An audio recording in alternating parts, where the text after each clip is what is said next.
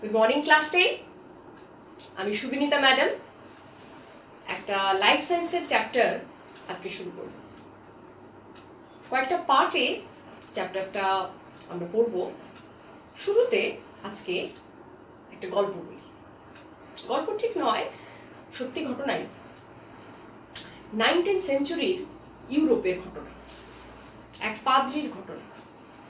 সেই পাদ্রি তার সময়ের থেকে অনেক আগে এক অদ্ভুত খোঁজ করে ফেলে, আর তার এই খোঁজ তার সময়ের থেকে এতটাই আগের ছিল যে তা প্রকাশিত হওয়ার 36 বছর পর্যন্ত যারাই তা পড়েছিলেন তাদের ওই বিষয়ের ব্যাপকতা সম্পর্কে কোনো ধারণাই ছিল।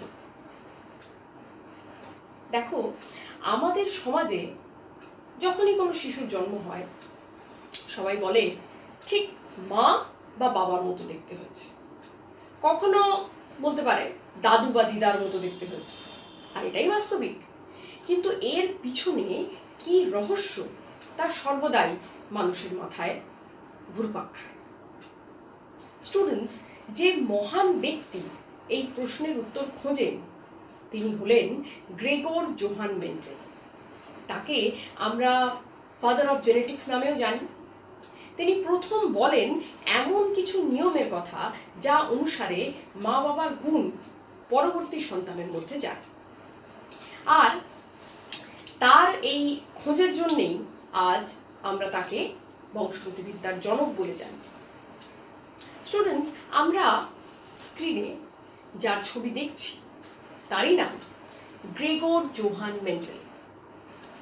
ছোটবেলায় তার নাম ছিল শুধু জোহান মেন্ডেল। এই গ্রেগর উপাধি তিনি পেলেন চার্চে যোগদান করার পর। অস্ট্রিয়ার এক দরিদ্র পরিবারে 1822 খ্রিস্টাব্দে তার জন্ম। ছোটবেলায় বাবার সঙ্গে মাঠে ঘাটে গাছপালা দেখাশোনা করতে তিনি খুবই আনন্দ পেতেন। খেলার ছলে বাবাকে বিভিন্ন প্রশ্ন করতেন। সব ফুলের রং আলাদা আলাদা কেন হয়? একই বীজের আকার কেন ছোট বড় হয়? কিন্তু ছোট্ট মেন্ডেলের বাবার কাছে এসব প্রশ্নের কোনো উত্তর ছিল না। পরে চার্চের বাগানে মটর গাছে লাগা ভিভেল নামে এক প্রকার পোকার অধ্যয়ন করতে গিয়ে তিনি লক্ষ্য করেন কিছু মটর গাছে বেগুনি ফুল হয়, তো কিছু মটর গাছে সাদা। কিছু মটরের গা একদম চকচকে মসৃণ, তো কিছু কোঁচকানো। মেন্ডেল তার জীবনে প্রায় 10,000 গাছের উপর অধ্যয়ন করেন। তার এই সমস্ত এক্সপেরিমেন্ট থেকে পাওয়া যে ফলাফল সেটা তিনি জার্মান ভাষায় লিপিবদ্ধ করেন, যেটা 1865 খ্রিস্টাব্দে প্রকাশিত হয়। পরের বছর অর্থাৎ 1866 খ্রিস্টাব্দে ব্র্যান্ড ন্যাচারাল হিস্ট্রি সোসাইটির পত্রিকার ভলিউম 4-এ তার আবিষ্কৃত সূত্রগুলি প্রকাশিত হলেও সমসাময়িক বিজ্ঞানীরা তার চিন্তাভাবনাকে তেমনভাবে গুরুত্ব দেন। কিন্তু সমসাময়িক প্রসিদ্ধ বিজ্ঞানী চার্লস ডারউইনের নাম আমরা সকলেই জানি। চার্লস ডারউইন মেন্ডেলের এই তত্ত্বের গুরুত্ব বুঝে ফেলেন। নিন্দুকেরা বলেন ডারউইন ভয় পান যাতে তার পপুলারিটি, তার ইম্পর্টেন্স লোকের কাছে কমে না যায়। তাই ডারউইন মেন্ডেলকে মটর গাছের উপর করা তার যে এক্সপেরিমেন্টগুলো সেগুলো হকউইট, ফ্রেঞ্চ বিন ও মৌমাছির উপর করতে বলেন। মেন্ডেল সম্মত হন এবং তিনি তাদের উপর তার এক্সপেরিমেন্টগুলো করেন। হকউইটের ওপর 26টা প্রজাতি ধরে তিনি এক্সপেরিমেন্ট করেন, ব্যর্থ হন।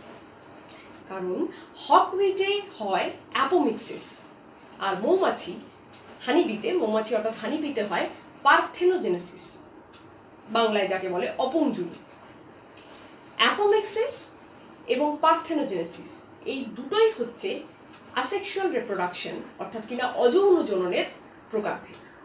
আর মেন্ডেলের যে টেস্ট, যে এক্সপেরিমেন্টগুলো ছিল মটর গাছের উপরে, মটর গাছে হয় সেক্সুয়াল রিপ্রোডাকশন অর্থাৎ যৌন জনন। তাই মটর গাছে থেকে পাওয়া তার যে সূত্রগুলো সেগুলো মৌমাছির উপর, হকউইটের উপর খাটেনি। হয়তো ডারউইনের মতো প্রবাদ প্রতিম বিজ্ঞানী একথা আগেই বুঝতে পেরেছিলেন।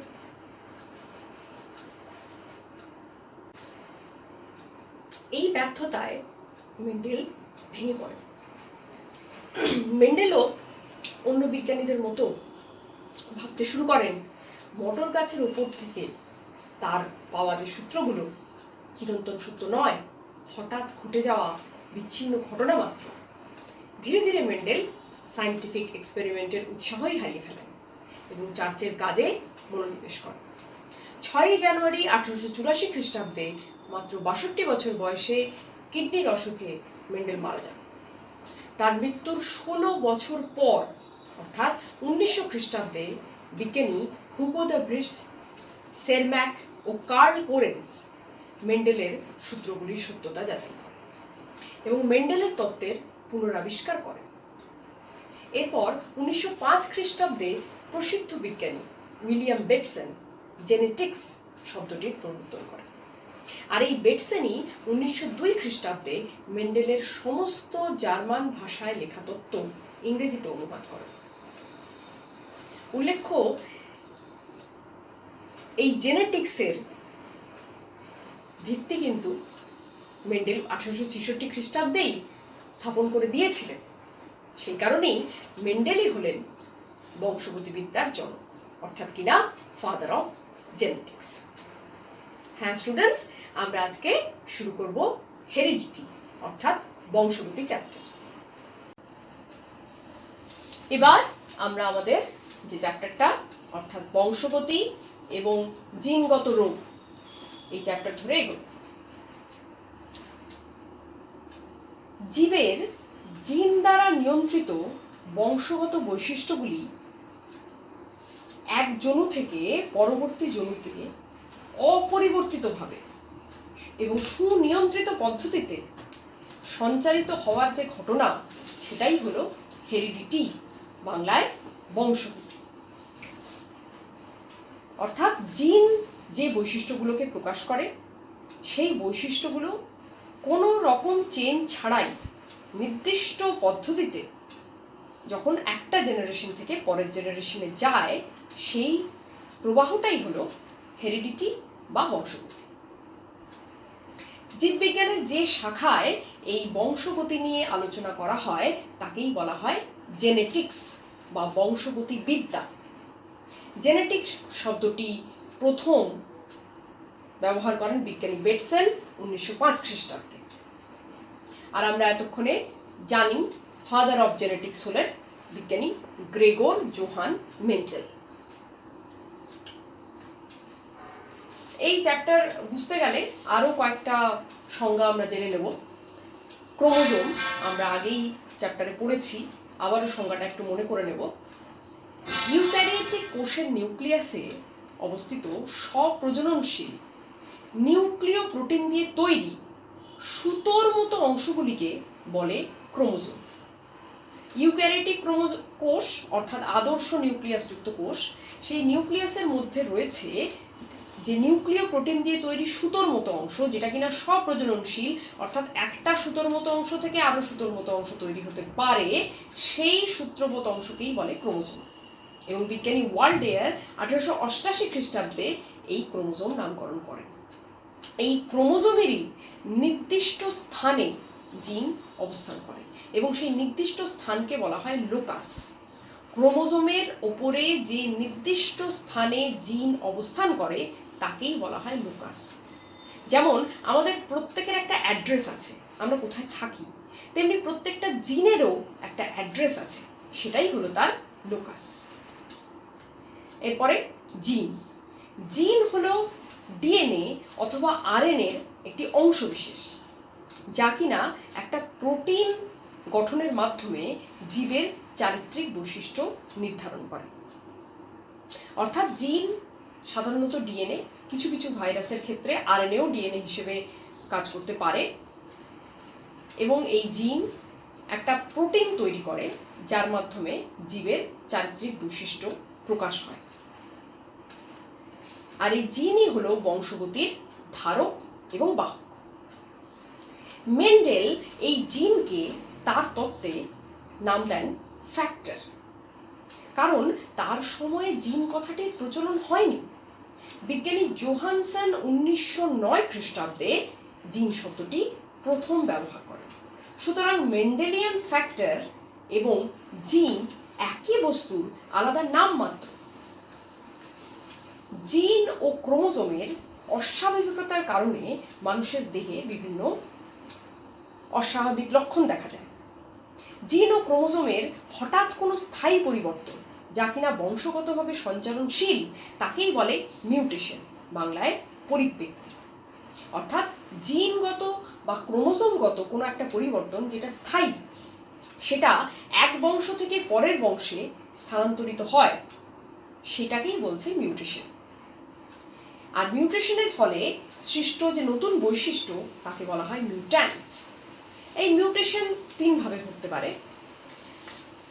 মিউটেশন হতে পারে প্রথম জিন মিউটেশন, 2 নম্বর ক্রোমোজোমীয় মিউটেশন, অথবা জিনোম সেট মিউটেশন। জিন মিউটেশন এক্ষেত্রে জিনের গঠনগত পরিবর্তন হয়। ক্রোমোজোমীয় মিউটেশন এখানে ক্রোমোজোমের আকৃতিগত পরিবর্তন হয়। জিনোম সেট মিউটেশন কি? যেখানে কিনা ক্রোমোজোমের সেটের সংখ্যা 3 বা তার বেশি হয়। জিনোম কথাটা একটু বুঝে নিতে হবে ভালো করে। জিনোম তাহলে কি? কোনো জীবের হ্যাপ্লয়েড সেট ক্রোমোজোমের সমস্ত জিনকে একসাথে জিনোম বলে। একটা জীবের দেহকোষে 2টো সেটে ক্রোমোজোম থাকে, তাই একটি দেহকোষ হলো ডিপ্লয়েড, আর যেটা জনন কোষ সেটা হলো হ্যাপ্লয়েড, অর্থাৎ শুক্রাণু বা ডিম্বাণু মানুষের ক্ষেত্রে। তো সেই হ্যাপ্লয়েড কোষে যতগুলো ক্রোমোজোম থাকে সেটাই তার হ্যাপ্লয়েড সেট ক্রোমোজোম। তাহলে হ্যাপ্লয়েড সেট ক্রোমোজোমে যত জিন আছে সেই টোটাল সংখ্যাটাকে বলে ওই জীবের জিনোম। অর্থাৎ মানুষের, আমরা জানি যে মানুষের ক্রোমোজোম সংখ্যা হচ্ছে 46টা, 23 জোড়া ডিপ্লয়েড ক্ষেত্রে, এবং হ্যাপ্লয়েডের ক্ষেত্রে সেই ক্রোমোজোম সংখ্যা হচ্ছে 23টা। তাহলে মানুষের হ্যাপ্লয়েড সেট ক্রোমোজোম মানে 23টা ক্রোমোজোম। এই 23টা ক্রোমোজোমের মধ্যে টোটাল যত জিন আছে সেটাই হলো মানুষের জিনোম। তাহলে জিনোম কাকে বলে আশা করি বুঝতে পেরেছ। এই 3 ভাবে মিউটেশন হতে পারে। স্টুডেন্টস, যতটা আমরা পড়লাম তার থেকে কিছু কিছু প্রশ্ন তৈরি করতে হবে। সেই প্রশ্নগুলো হচ্ছে: 1 নম্বর বংশগতি কাকে বলে, 2 নম্বর বংশগতি বিদ্যা কাকে বলে, 3 ফাদার অফ জেনেটিক্স কাকে বলে, নাম্বার 4 মেন্ডেল তত্ত্বের পুনরাবিষ্কার কে কত সালে করেন, কোয়েশ্চেন নাম্বার 5 ক্রোমোজোম নামকরণ কে কত সালে করেন, কোয়েশ্চেন নাম্বার 6 জিন কাকে বলে, 7 জিন শব্দটি কে প্রথম ব্যবহার করেন, নাম্বার 8 জিনোম কি, কোয়েশ্চেন নাম্বার 9 মিউটেশন কি, লাস্ট কোয়েশ্চেন 10 মিউট্যান্ট কি। তাহলে আজকের ক্লাসটা এখানেই শেষ হলো।